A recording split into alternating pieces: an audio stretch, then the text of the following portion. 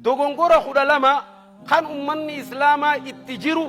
kan naafiyati itti jirru ka salaata keenya qeebaltii dhorke inni jalqabaa warra salaamtaaf jarjaru hogguunii fi imaamni assalaamu alaykum wa rahmatullah assalaamu alaykum odo inni salaamtaa lammaffaan baafatin warra raka'aan tokko dabre imaamatti hidhatee warra raka'aan lama dabre imaamatti hidhatee odo inni salaamtaa lammaffaa imaamni baafatin warra samitti ol ka'u salaanni isaan qeebalamu ittiin jirru naafetti yaa warra kophaa saffii keessa dhaabbatu salaanni keenya qeebalamu warra irraa eegale nama namatti ni dhannee hirpha namatti hin maxxansinee salfii keessa kophaa jechu salaanni isaa samii addunyaa tan ol hin dabru faatiyaa gabaabsu inni kaan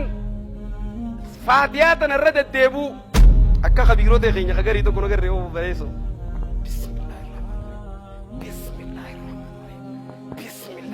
kanaaf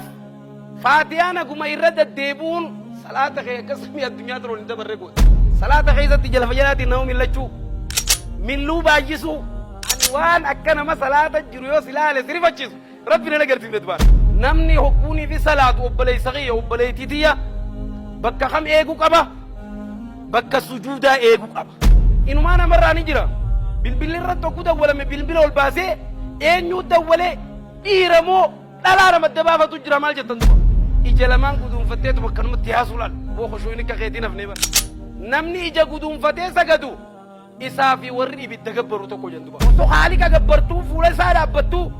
warra ibidda gabbaru fakkaachuun qaanyi moo qaanyin sujuuda keessatti harka ofii kana afatu rasuul sallallahu alaihi wasallam saratti hin fakkaatinaa je laal obboleeyso imaamaan dorgomuu orgoon keessan haasudaatu je